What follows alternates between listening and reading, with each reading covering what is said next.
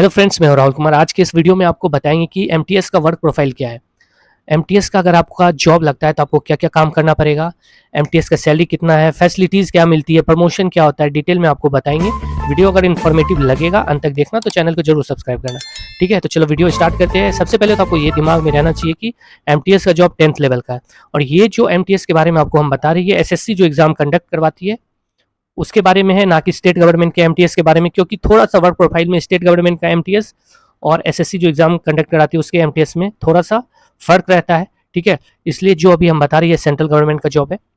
ठीक है, चलो वीडियो स्टार्ट करते हैं। सबसे पहले वर्क प्रोफाइल क्या रहता है। तो अब कहीं भी जैसे एसएससी का अलग अलग डिपार्टमेंट है, आपका किस डिपार्टमेंट में होता है उस पर भी डिपेंड करेगा कि आपको क्या काम करने को मिलेगा। ठीक है, सपोज जैसे आपको अगर इनकम टैक्स विभाग में मिलता है या फिर नॉर्मल सोच लो, नॉर्मल ही ठीक है, कोई भी डिपार्टमेंट में आपको मिलता है एमटीएस का जॉब, तो आपका जो बेसिक वर्क रहेगा वो फाइल का डिस्पैच करने का। ठीक है, फाइल का डिस्पैच करने का मतलब क्या होता है कि जैसे कोई हेड है आपका, जैसे इनकम टैक्स इंस्पेक्टर है या और कोई भी है जो आपसे हेड है, या टैक्स असिस्टेंट है, वो कोई एक फाइल है जो कि अपने हेड के पास पहुंचाना चाहता है, या इंस्पेक्टर पोस्ट जो है वो फाइल किसी और के पास पहुंचाना चाहता है, तो वो आपके मदद के ही द्वारा वो फाइल इधर उधर होगा। तो एज ए डिस्पैचर आप काम करोगे। ठीक है, फाइल का मूवमेंट रहेगा। कभी कभी आपको जैसे हेड के पास हो, कभी कभी हो सकता है आपको उसके डेस्क को पूछने के लिए भी बोल सकता है। ये कभी कभी होता है, ऐसे नॉर्मली नहीं होता है। कभी कभी मान लो ऑफिसर वैसा ही फालतू है तो करवाएगा, नहीं तो नॉर्मल ऐसा नहीं होता। ठीक है, दूसरा काम हो गया। तीसरा क्या काम है कि अगर आप ऑफिस में अगर आपको कंप्यूटर बहुत अच्छे से आता है तो आपको कंप्यूटर वर्क भी दिया जाएगा, कुछ डाटा एंट्री करने के लिए, या फिर एक डिस्पैचर भी बैठा जाता है किसी भी ऑफिस में। वो डिस्पैचर का क्या काम रहता है कि बाहर से कोई चीज़, कोई लेटर आया या बाहर से कोई फाइल आया या और कुछ आया, तो सबसे पहले आपको एक कॉपी, एक बुक मिलेगा, उसमें एंट्री करना रहता है, या फिर कंप्यूटर में एंट्री करना रहता है। फिर वो किसके पास जाएगा वो आप डिसाइड करोगे उसको पढ़ के। तो ये भी काम रहता है। ठीक है, और जो मिथ है, जैसे बहुत सारे ऐसे लोग हैं जैसे मिथ फैलाया गया है कि चाय पिलाना पड़ता है, वॉशरूम साफ करना पड़ता है, तो ये सब एमटीएस से नहीं, ग्रुप डी स्टाफ रहता है। ठीक है, या प्राइवेट का, हमारे ऑफिस में तो प्राइवेट का स्टाफ है। ठीक है, वो एमटीएस से काम ये सब नहीं करवाया जाता है। हमारे ऑफिस में जो भी ग्रुप डी स्टाफ है वो प्राइवेट स्टाफ है, तो उससे ये सब काम करवाया जाता है। ठीक है, रही बात चाय, मतलब चाय देने की, तो कभी कभी हो सकता है आपसे वो भी काम करवाया जाए, कभी कभी। ऐसे नॉर्मली नहीं होता है। ठीक है, लेकिन कभी कभी ऐसा मान लो कोई ओकेजन हो गया या कोई ऐसा फंक्शन हो गया ऑफिस में, और मतलब काम करने के लिए बहुत सारे लोगों की ज़रूरत है, लेकिन उतना स्टाफ नहीं है, तो हो सकता है कुछ काम आपको भी बोल दिया जाए करने के लिए। तो ये सब ओकेजनली होता है, तो इसको दिमाग में इतना लेके चलना होता है कि कुछ वैसा ओकेजन पे आईएएस लेवल का भी जो लोग रहते हैं उनसे भी कुछ कुछ काम करवाया जाता है। ठीक है, तो मेन काम क्या है, एमटीएस का फाइल का मूवमेंट कराना, एक आदमी से दूसरे आदमी तक फाइल को पहुंचाना। ठीक है, या फिर आपको किसी हेड का जो केबिन है उसके बाहर आपको बैठने के लिए, ये काम एसएससी एमटीएस वाले भी करते हैं। किसी हेड के केबिन के बाहर आपको बैठने का रहेगा। अगर उस हेड से कोई मिलने आता है तो पहले आपके पास वो जाएगा, उसके बाद आप फिर उनको बोलोगे। तो ये सब नॉर्मल सा काम है। ठीक है, और आप पे डिपेंड करता है। वैसे तो नॉर्मली ऑफिस के अंदर का काम है, बहुत अच्छा ऑफिस रहेगा, एसी लगा हुआ ऑफिस रहता है, ऐसे नहीं कि बेकार ऑफिस रहता है, बहुत अच्छा रहता है, तो आप काम कर सकते हो। ठीक है, अब आपको ये जानना है कि ये जॉब करना चाहिए कि नहीं करना चाहिए, तो आपको हम दोनों पहलू बताएंगे, करना चाहिए या नहीं करना चाहिए। सबसे पहले देखो, एमटीएस का जॉब जो है वो आप सिर्फ एमटीएस का जॉब समझ के मत करना। ठीक है, एक तरह से आप ये भी सोच लो कि ये आपके लिए एक बैकअप रहेगा अगर आपका अभी जॉब नहीं लगा है तो। ठीक है, और आप कैसे स्टूडेंट हो वो आपको तो पता ही होगा कि आपका लेवल कैसा है। लेवल अच्छा भी है तो एमटीएस के जॉब में उतना टाइम मिलता है कि आप आराम से 3 से 4 घंटा ऑफिस में पढ़ सकते हो। ठीक है, और आपको ऐसा भी थकान नहीं होगा कि आपसे बहुत काम करवा लिया। आप ही सोच लो कि सिंपल फाइल का मूवमेंट रहेगा तो आपसे कितना काम करवाया जाएगा। ठीक है, तो उतना भी थकान नहीं होता है कि आप नेक्स्ट किसी भी एग्जाम की तैयारी नहीं कर सको। शनिवार रविवार छुट्टी रहता है, अगर आपको ऑफिस में टाइम नहीं मिलता है तो भी शनिवार रविवार 2 दिन है, और नॉर्मली रूम पे जाके आप अगर पढ़ते हो तो आपको टाइम मिल ही जाएगा पढ़ने का। ठीक है, तो 2 दिन छुट्टी रहता है, शनिवार और रविवार। उसके बाद फिर एक आपका बैकअप हो सकता है कि आप कोई जो, जैसे कभी कभी एग्जामिनेशन फियर भी रहता है, आप कोई और एग्जाम में दे रहे हो तो आपको डर लगा रहता है होगा कि नहीं होगा, तो एक आपके पास जॉब रहेगा तो आपको बैकअप के रूप में रहेगा, तो वो डर आपके मन से खत्म हो जाएगा। ठीक है, तो आप आगे अच्छे से कर जाओगे, जैसे एग्जामिनेशन में 2-4 अटेम्प्ट और अच्छा ले लोगे, तो उससे हो सकता है कि और अच्छा पोस्ट मिल जाएगा। हमारे ऑफिस में भी बहुत सारे एमटीएस थे, वो भी अपना लेवल चेंज करते-करते अच्छे पोस्ट पे भी चले गए हैं, ठीक है? इसलिए एमटीएस में टाइम सबसे मेन अच्छा बेनिफिट इसका ये है कि आपको बहुत अच्छा टाइम मिलेगा पढ़ने के लिए और आप अच्छे से टाइम दे सकते हो।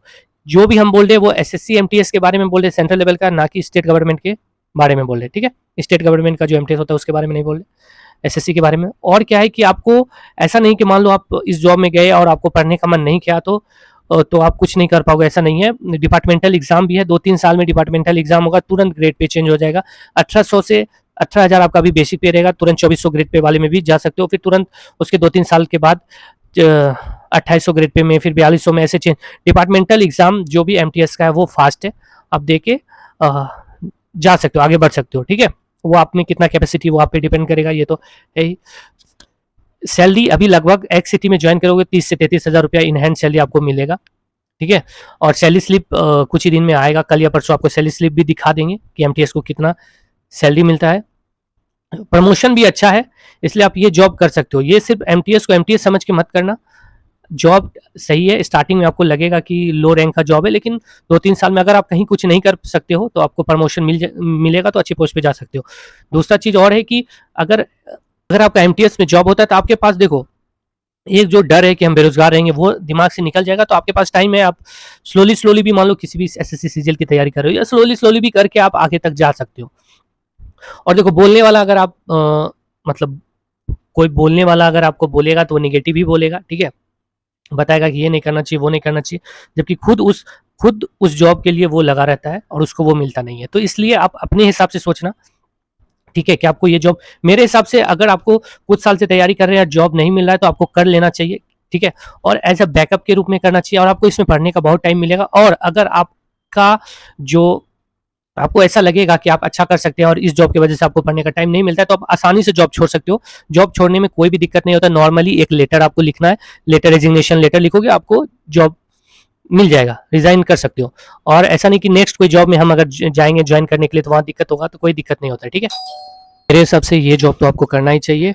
रही बात प्रमोशन की, तो अलग अलग डिपार्टमेंट में अलग अलग प्रमोशन है, और 5 से 6 साल में आप अगर एमटीएस ज्वाइन करते हो तो 6 साल में आप 2800 से 4200 ग्रेड पे तक जा सकते हो, ठीक है? और फैसिलिटीज़ की बात जहाँ तक करें तो फैसिलिटीज़ में आपको क्वार्टर मिलता ही है। ऑफिस के अंदर आपको काम करना पड़ता है, ऑफिस के बाहर नहीं, ऑफिस के अंदर काम करना पड़ता है। क्वार्टर आपको मिलेगा जहाँ भी आपका जॉब मिलेगा। दूसरा एलटीसी मिलेगा। एलटीसी क्या होता है कि होम टाउन, अगर आप कहीं घर से बहुत दूर पे हो तो साल में एक बार किसी फैमिली मेम्बर के साथ अपने घर जा सकते हो, आ सकते हो। 4 साल में ऑल इंडिया टूर के लिए आपको सरकार पेमेंट करेगी। तीसरा चीज़ है कि अगर आपको शादीशुदा हैं और बच्चे को पढ़ाने के लिए भी चिल्ड्रन एजुकेशन अलाउंस, एक बच्चे का 33,000 रुपया साल का मिलता है, 2 बच्चा है तो 66,000 मिलेगा। और होटल सब्सिडी, मतलब हॉस्टल में अगर बच्चा पढ़ रहा है तो 90,000 के लगभग साल का मिलता है। तो ये सारा फैसिलिटीज़ है। तो मेरे हिसाब से ये जॉब आपको करना चाहिए। प्रमोशन भी अच्छा है और पार्ट टाइम जॉब की तरह भी आप कर सकते हो, और आपको अगर आगे बढ़ना है तो आगे बढ़ भी सकते हो पढ़ के, ठीक है? ओवरऑल लास्ट में अगर कंक्लूजन कोई देने के लिए हमको बोलेगा तो मेरा तो ये कहना है कि अगर आपको ये जॉब लगता है तो ज़रूर ज्वाइन करना चाहिए, क्योंकि काम नॉर्मल रहता है, फाइल का डिस्पैच इधर उधर करने का काम रहता है। आपको थकान भी ऑफिस में नहीं होगा, तो रूम पर जाके आप अच्छे से पढ़ सकते हो, ठीक है? और प्रमोशन भी, अगर मान लो आपका एग्जाम कहीं और नहीं भी निकलता है तो अच्छा खासा प्रमोशन है, 3 से 4 साल में अच्छे पोस्ट पे चले जाओगे इसमें भी, ठीक है? डिपार्टमेंटल एग्जाम देके सैलरी लगभग अभी 30 से 33,000 रुपये आपको मिलेगा इन हैंड सैलरी। और बाकी बात देखो, अच्छा और खराब अगर आप सोचोगे तो मानोगे तो सब कुछ अच्छा है, नहीं मानोगे तो सब कुछ खराब है, ठीक है? और देखो, जिस टाइम आप फॉर्म फिल करते हो उसी टाइम आपको सब कुछ पता रहता है कि 10th लेवल का एग्जाम है 10th लेवल का, तो आपको ग्रेजुएशन वाला तो सैलरी देगा नहीं। तो ये सब चीज़ आपको ध्यान करके रखना है। और देखो, दूसरे लोग से ज़्यादा पूछोगे तो जिसका नहीं हुआ है ये भी एग्जाम, तो वो तो निगेटिव बोलेगा ही, डिमोरलाइज आपको करेगा ताकि ये वो ऐसा वैसा हो जाए, ठीक है? बाकी बात, आपको अपने आप पे खुद पे विश्वास होगा ही कि आप आगे कुछ कर सकते हो या नहीं कर सकते हो, ठीक है? और भी कुछ एमटीएस के रिगार्डिंग आपको जानकारी चाहिए तो कमेंट कर सकते हो, आपको पूरा डिटेल में सारा कुछ बताया जाएगा, ठीक है? चलो बाय।